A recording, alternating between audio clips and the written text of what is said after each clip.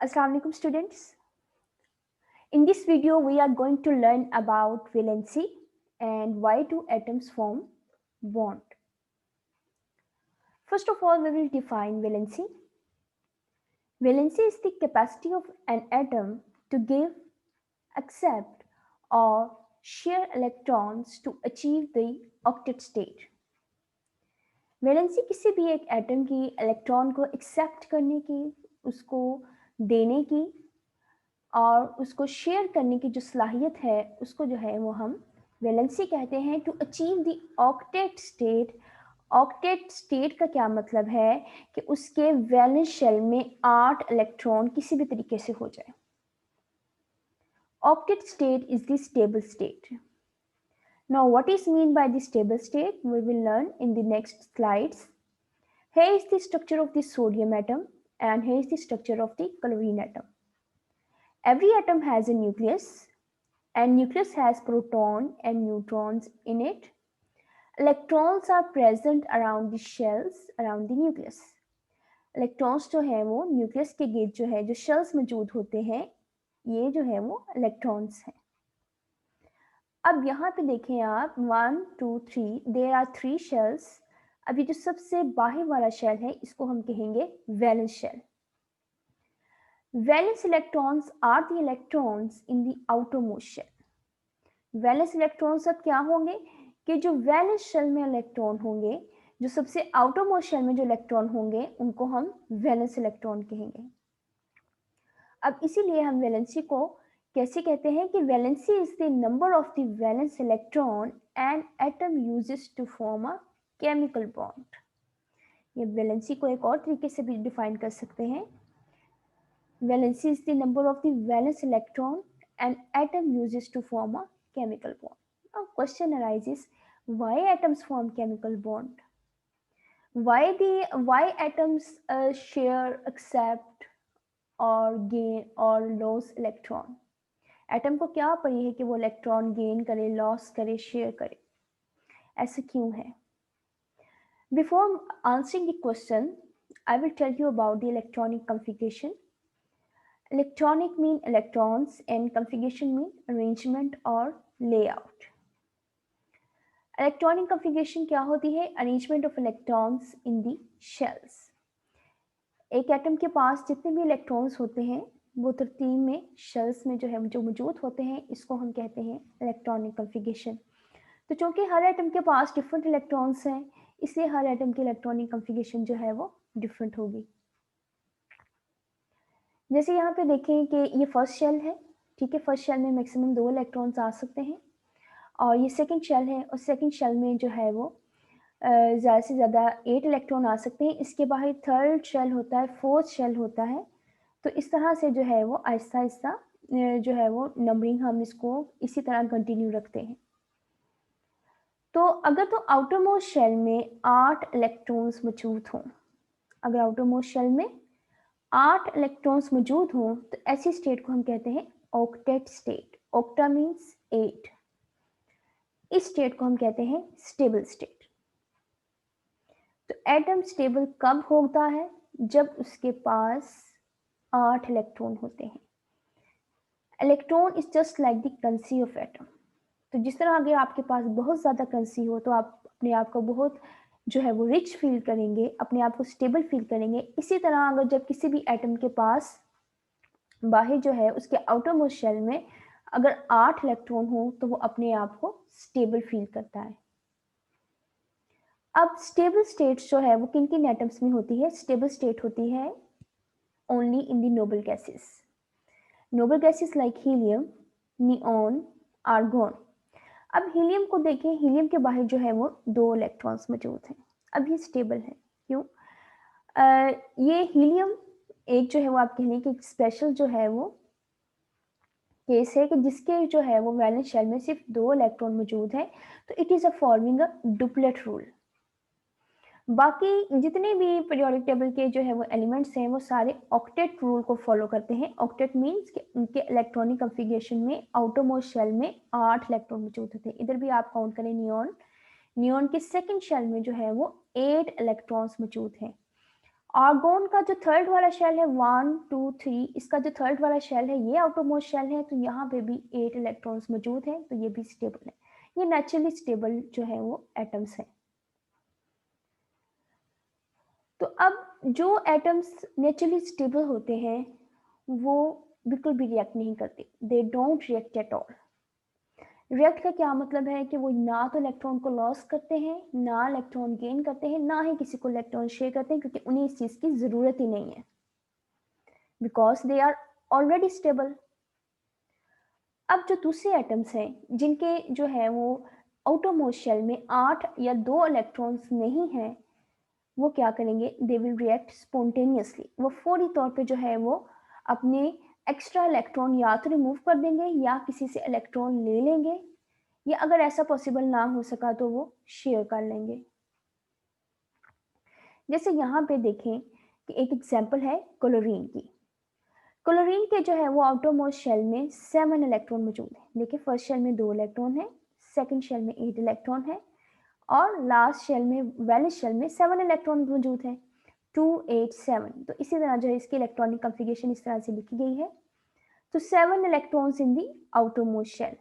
लेकिन stable state क्या है, स्टेबल स्टेट है कि it needs 1 electron to be stable. तो इसे स्टेबल होना है आर्गोन की तरह, क्योंकि इसके भी आउटरमोस्ट शेल में 8 इलेक्ट्रॉन है। इसे स्टेबल होना है नियॉन की तरह, क्योंकि इसके भी जो है वो वैलेंस शेल में 8 इलेक्ट्रॉन्स मौजूद हैं। तो यहाँ पे जो है वो क्लोरीन को 1 इलेक्ट्रॉन की जरूरत है।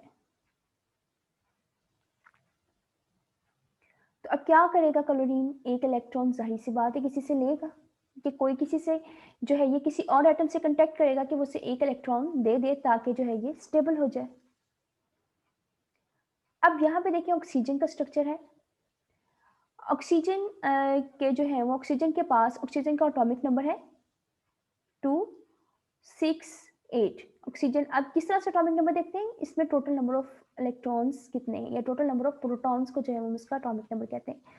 तो इसके जो है वो ऑक्सीजन का एटॉमिक नंबर है 8।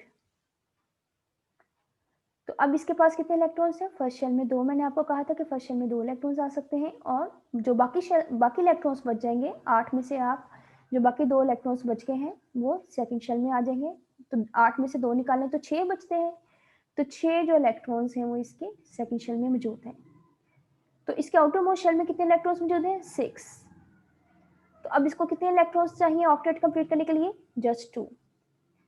तो अब ये क्या करेगा, या तो जो है वो किसी से इलेक्ट्रॉन शेयर करेगा या किसी से 2 इलेक्ट्रॉन हासिल कर लेगा, ले लेगा, बिल्कुल उससे खींच लेगा, अपने पास रखेगा, या ऐसे करेगा कि किसी के साथ शेयर करेगा, जिस तरह से बिल्कुल वैसे ही कि जैसे आप बुक शेयर करते हैं किसी के साथ, तो वो बुक वो भी देख सकता है, आप भी देख सकते हैं।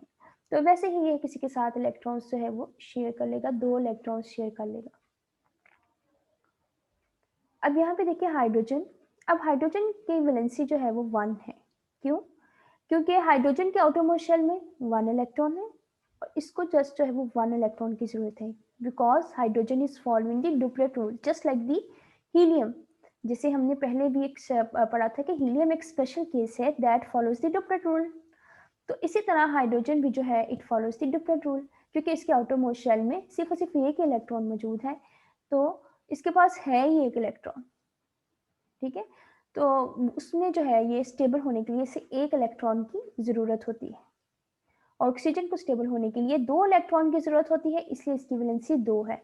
हाइड्रोजन को स्टेबल होने के लिए 1 इलेक्ट्रॉन की जरूरत है, इसलिए इसकी वैलेंसी 1 है।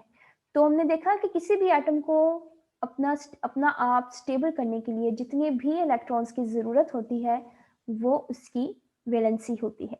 और स्टेबल एटम कब होगा, जब उसके आउटरमोस्ट शेल में 8 इलेक्ट्रॉन्स मौजूद होंगे, सवाए हाइड्रोजन और हीलियम के, क्योंकि इनको आउटरमोस्ट शेल में स्टेबल होने के लिए 2 इलेक्ट्रॉन्स चाहिए। तो अब यहाँ पे देखें कि ऑक्सीजन को अभी हमने डिस्कस किया कि ऑक्सीजन की वैलेंसी 2 है। क्यों, क्योंकि इसको जो है वो आउटरमोस्ट शेल में 6 इलेक्ट्रॉन्स मौजूद है, इसको जस्ट 2 इलेक्ट्रॉन्स की जरूरत है स्टेबल होने के लिए। अब देखिए कि ये वाटर का मॉलिक्यूल है। अब वाटर के मॉलिक्यूल का क्या फार्मूला होता है, H2O। यहाँ पे क्या होगा कि ऑक्सीजन जो है वो एक हाइड्रोजन एटम, हाइड्रोजन के पास एक इलेक्ट्रॉन मौजूद है, एक हाइड्रोजन एटम के पास जो है वो जाएगा, ठीक है, और उसके साथ जो है वो इलेक्ट्रॉन शेयर करेगा। अब देखें यहाँ पे आप ओवरलैपिंग हो रही है, ठीक है। तो अब ये वाला इलेक्ट्रॉन जो है वो यहाँ पे हाइड्रोजन के पास भी घूमेगा, ठीक है, और ये क्या करेगा, ये ऑक्सीजन के शेल में भी घूमेगा, ठीक है, इस तरीके से। और इसी तरह ऑक्सीजन एक और दूसरी एटम ऑफ हाइड्रोजन के पास जाएगा, और जो है उसके पास, हाइड्रोजन के पास एक ही शेल मौजूद, एक ही जो है वो इलेक्ट्रॉन मौजूद है। अब ये वाला इलेक्ट्रॉन जो है वो ऑक्सीजन भी जो है वो उसके साथ भी जो है वो घूमेगा, और हाइड्रोजन के साथ भी जो है वो ये रोटेट करेगा। अब ये वाला इलेक्ट्रॉन दोनों का मुश्तरका है। अब यहाँ पे देखें कि ये वाला इलेक्ट्रॉन भी जो है वो हाइड्रोजन का भी है और ऑक्सीजन का भी है। इस तरीके से हाइड्रोजन के पास भी 2 इलेक्ट्रॉन हो गए हैं और ऑक्सीजन के भी 8 इलेक्ट्रॉन पूरे हो गए हैं। ये वाले जो 2 इलेक्ट्रॉन्स हैं जो कि हाइड्रोजन के हैं, जो येलो कलर के हैं। तो अब हाइड्रोजन के पास भी जो है वो 8 इलेक्ट्रॉन मौजूद हो गए हैं, सॉरी 2 इलेक्ट्रॉन बन गए हैं, और ऑक्सीजन के पास भी 8 इलेक्ट्रॉन हो गए हैं। इस तरह से जो है इन्होंने आपस में मिलकर शेयरिंग करके अपने आप को दोनों ने स्टेबल कर लिया है। तो इन सिंपल कोवलेंट कंपाउंड्स, तो जहाँ पे शेयरिंग होती है वहाँ पे जो कंपाउंड बनता है वो कोवलेंट कंपाउंड बनता है, ठीक है। कंपाउंड्स की टाइप्स होती हैं, तो जहाँ पे शेयरिंग ऑफ इलेक्ट्रॉन हो तो वहाँ पे कोवलेंट कंपाउंड बनेगा। Valency is the number of the hydrogen atoms which combine with one atom of that element. किसी भी एटम के साथ जितने भी हाइड्रोजन एटम मिलेंगे वो उसकी वैलेंसी होगी। जैसे अभी हमने वाटर का मॉलिक्यूल में देखा कि ऑक्सीजन जो है वो उसके साथ जो है वो 2 हाइड्रोजन के एटम जो है वो कंबाइन हुए हैं, तो ऑक्सीजन की वैलेंसी क्या हुई है, 2। और हाइड्रोजन कितने ऑक्सीजन के साथ कंबाइन हुआ है, एक के साथ। हाइड्रोजन देखें एक के साथ कंबाइन हुआ है तो इसकी वैलेंसी 1 है, तो ऑक्सीजन कितने हाइड्रोजन के साथ कंबाइन हुआ है, 1 2। तो ये जो है वो इसकी ऑक्सीजन की वैलेंसी 2 है। यहाँ पे देखें नाइट्रोजन, नाइट्रोजन कितने हाइड्रोजन, नाइट्रोजन के कितने हाइड्रोजन है, 1 2 3, तो नाइट्रोजन की वैलेंसी क्या होगी, 3। और हाइड्रोजन कितने नाइट्रोजन के साथ कंबाइन हुआ है, ओनली 1, एक हाइड्रोजन एक नाइट्रोजन। यहाँ पे भी एक ही नाइट्रोजन के साथ दूसरा हाइड्रोजन, और यहाँ पे भी एक हाइड्रोजन जो है वो एक नाइट्रोजन के साथ, लेकिन नाइट्रोजन के इर्द गिर्द जो है वो 3 हाइड्रोजन मौजूद है, तो इसे नाइट्रोजन की वैलेंसी 3 है, लेकिन हाइड्रोजन की वैलेंसी अगेन 1 है, तो ये 1 नहीं रहेगी। कार्बन को देखें, कार्बन के इर्द गिर्द कितने हाइड्रोजन मौजूद है, 4, तो कार्बन की वैलेंसी होगी 4। तो ये सब कंपाउंड्स जो है यहाँ पे शेयरिंग ऑफ इलेक्ट्रॉन हो रही है, these are the covalent compound. अब एक दूसरी टाइप के कंपाउंड है ionic compound. In simple ionic compounds valency is the number of the electrons gained or lost by an atom of an element to complete its octet। अब जहाँ पे sharing नहीं होती वहाँ पे क्या होता है कि इलेक्ट्रॉन्स या तो लॉस हो जाते हैं या गेन हो जाते हैं, तो ऐसे केस में जो कंपाउंड्स बनते हैं वो आयनिक कंपाउंड होते हैं। अब कौन इलेक्ट्रॉन लॉस करेगा, कौन इलेक्ट्रॉन गेन करेगा, ये डिपेंड करेगा कि उसके आउटर मोस्ट शेल में कितने इलेक्ट्रॉन्स मौजूद हैं, ठीक है। Elements having less than 4 electrons in their valence shell prefer to lose the electrons to complete their octet। अब देखिए ऑक्टेट का मतलब है 8।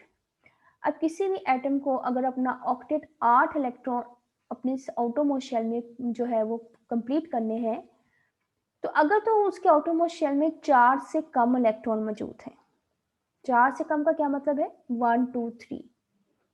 अगर किसी भी एटम के वैलेंस शेल में 1 2 या 3 इलेक्ट्रॉन मौजूद हैं, देखिए अब जिसके पास 1 इलेक्ट्रॉन मौजूद है तो उसको कितने इलेक्ट्रॉन्स चाहिए अपना ऑक्टेट कंप्लीट करने के लिए, 7। देखिए इलेक्ट्रॉन इस, मैंने आपको पहले बताया था, electron is just like the currency. तो कोई भी किसी को अपनी करेंसी देने पे रेडी नहीं इतनी जल्दी होता, और अगर दे भी तो इतनी ज़्यादा अमाउंट में कोई भी किसी को नहीं देता। तो जिसके पास सिर्फ और सिर्फ है ही 1 इलेक्ट्रॉन या 2 या 3, तो ऐसे एलिमेंट्स को कोई भी ना इलेक्ट्रॉन जो है वो अपना देना पसंद नहीं करता, तो वो क्या करते हैं, वो अपना यही वाला इलेक्ट्रॉन लॉस कर देते हैं, ठीक है। फॉर एग्जाम्पल देखिए अभी हम इसकी एग्जाम्पल देते हैं। For example atom of the sodium